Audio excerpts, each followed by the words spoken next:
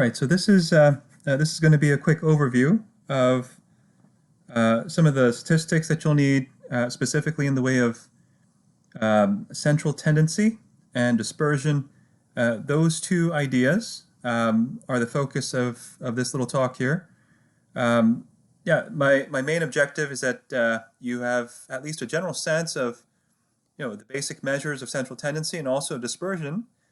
Not for the sake of learning how to calculate things or doing statistics per se this semester, but this is all just kind of background to help you guys get started before your work next semester, which is going to which is going to involve a lot more statistics than this semester. And so this is just a quick background of what we'll be talking about for next semester. Okay, so first. Let's start with this notion of central tendency. When we talk in the way of statistics, we're usually very literal. Okay, so when we say that in the world of statistics, we're considering the notion of central tendency, this is the idea that you have some distribution of values first. Okay, so a distribution of values, meaning lots and lots of different values. Whatever the value may be, maybe it's you have 30 people in your study, and they each gave you their income level, right? Maybe you collected their income data. You collected 30 people for your study, and they gave you their height. So you have some variable, and you have a distribution of values on that variable is what we're noting here. And so by central tendency, we're saying, of the 30 people in your study. And the 30 different income values that they gave you, or let's say the 30 different heights that you collected, you want to see the extent to which there's some some congregation around some central value. Okay, and so that's what we mean by central tendency. There's these are central values within that distribution, and so there are essentially there are three ways that we measure central tendency typically in statistics. You may have noted from your statistics courses that we have something called the mode, the median, and the mean. Okay, so the mode is the most fashionable response. It's the most frequently occurring response within that distribution. Okay, you collect income data, and out of the 30 people, let's say 10 people. That's probably too many, but let's say even 5 people give you an amount, maybe in the 40,000. In the 40,000 range, right? That would be the most frequently, maybe that's the most frequently occurring response that you get out of your 30 sample participants. When you're collecting height, out of the 30 people, maybe among the men, 5, 10, you have, maybe 10 of the people, 10 of the guys in the study are in fact 5, 10. That would be the most frequently occurring response. The median is the middle value in the distribution as noted here, okay? Now, the median, depending on whether you have an even number distribution or not odd number distribution, that can vary. Okay, the calculation of the median, there is some calculation when you have an even number distribution. When you have an odd number distribution, then it's certainly the middle value. But when you have an even number distribution, you have 30 people. What you have to do is you take the first or the middle 2 people in that distribution after they've been sorted in either ascending or descending order. So, you line everybody up according to their height. You line everybody up according to their income level. You take the 2 middle people, which is the 15th and the 16th highest or lowest values for that matter, and you take the midpoint of person number 15 and person number 16. Okay. So if person number 15 were 5'10" and person number 16 were 5'11", then the median for your distribution of values, that measure of central tendency that we're calling the median, would be 5'10½". Okay, and of course the mean is the average, or the average is the most most commonly used measure, as we note here, and so this is calculated by taking the sum. You would take the sum of all the income values, the sum of all the heights of all the individuals in your study, and then divide by the number of people, which in this example here is 30. Okay, and then that would be the mean or the average. Let's consider a quick example here. Let's say we have a variable here that's measuring, the number of times 5 different clients come in for therapy. You have 5 different clients, and so they're each going to come in a certain number of times, and you want to figure out what the mode is, what the median is, and what the mean is for this distribution, for this particular distribution, which is 5 persons. And so, we see here the number of times that each client has come in to visit you for therapy. Client number 1 has come in 3 times. Client number 2 has come in 5 times. Client number 3 has come in 5 times. Client number 4, 7. Client number 5, 10 times. Okay, and so when we look at the mode, okay, the most frequently occurring response here is, of course, 5. Clients number 2 and 3 both visited you 5 times, and so that's the most fashionable or frequently occurring response. In the way of the median, you have an odd number distribution here, and so odd number meaning you have 5 people in this distribution, and so it's just the third person. It's just whatever the value that's presented for the third person. That's going to be the median in this case, and so the third person here visited you 5 times, so the median is also 5. And then the mean, of course, you have to add up these values. If you do the quick math, you add up 3, you add up 5. That's 8, plus 5 is 13, plus 7 is 20, plus 10 is 30. And then you divide by the number of people in the or values in the distribution or people here, and that's 5. And so the mean is a 6. Okay, so to quickly recap, the mode is a 5, the median is a 5, but the mean is 6. On the other hand, then you have dispersion. Okay, in this case, you have dispersion. Once again, you have some distribution of values. You're collecting information, you're collecting data regarding a variable. Okay, whether it's income, whether it's height, you have a distribution of values.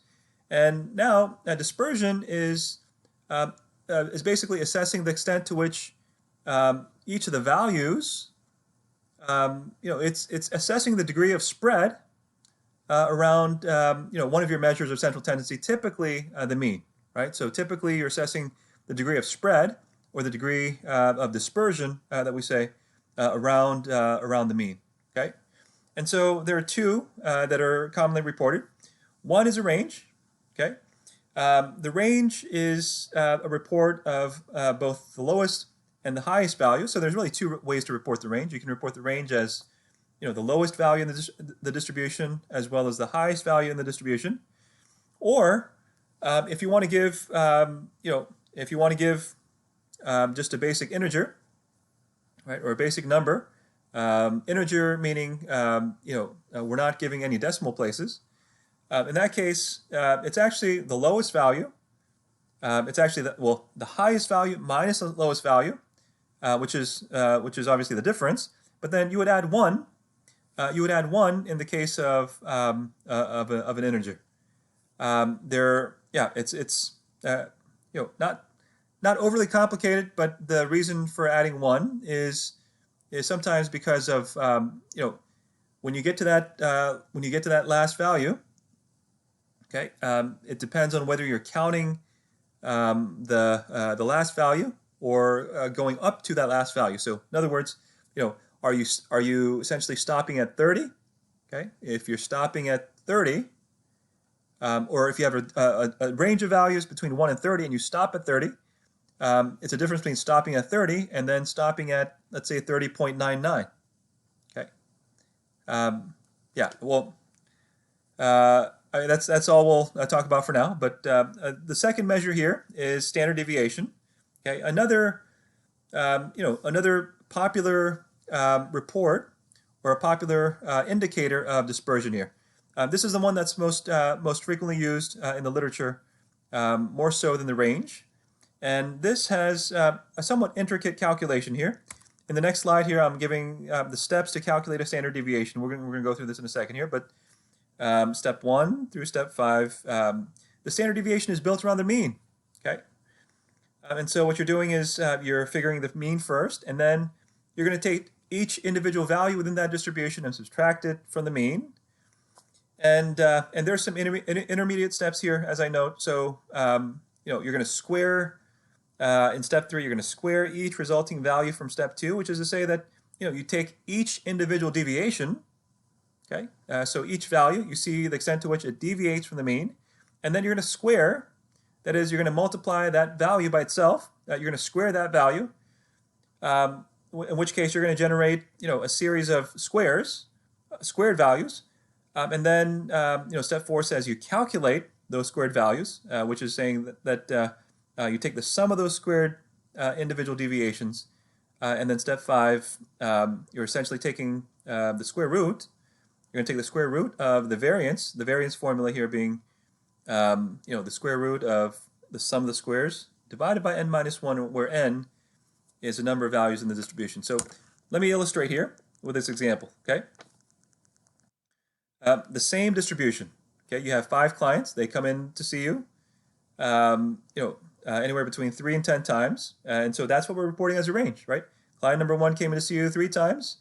Client number 5 came in to see you 10 times.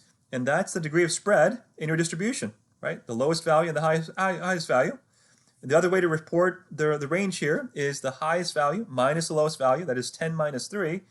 But that gives you the difference. It doesn't give you the range. It gives you the difference. Okay, so that's going to be a 7. But then, then you would have to add 1 since it's an integer.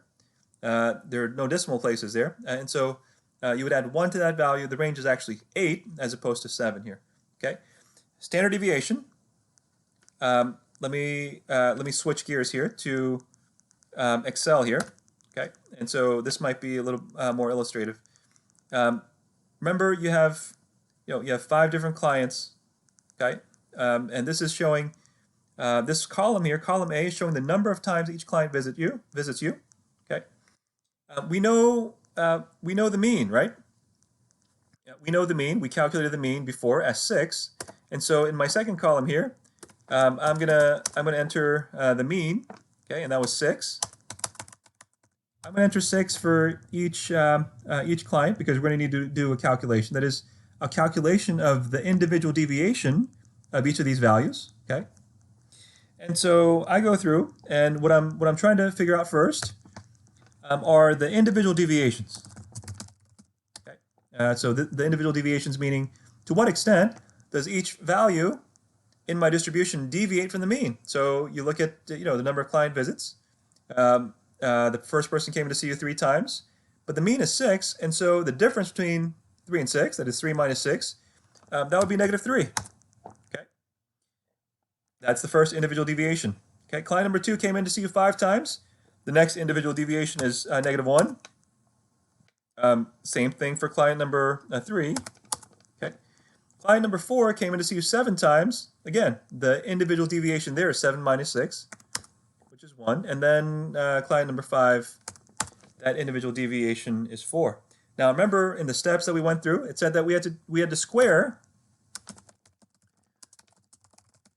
It said that we had to square each of these individual deviations, and so we're going to call this column square deviations. Okay. Let me see if I can spread this out here. So essentially, we're going to square each of these deviations. Okay, that is multiply it by itself. Negative 3 times negative 3 is 9. Okay, so that square deviation is 9. In other words, the next square deviation. Okay, square negative 1. Negative 1 squared, that is negative 1 times negative 1, or 1. Negative 1, the same thing here, the same value, 1. 1 times 1, right? 1 squared is also 1. 4 squared, that is 4 times 4, is going to be 16. Okay? And so notice the formula. The formula is sum of the squares divided by n minus 1, right? And so what they're asking us to do is take the sum of the squares. That is the sum of the square deviations. I can use Excel for this. I'm going to take auto sum here. I'm going to go ahead and calculate the auto sum. Okay. So the sum is 28. Okay. The standard deviation formula, SS divided by n minus 1 is 28. Divided by n minus 1, right? We have 5 people in this distribution, so that's divided by 4. Okay. And so my standard deviation is going to be the square root of this value, which is the square root of 7. Okay. Let's go back. Let's go back here. I'm going to pause and switch to the second part of this this talk.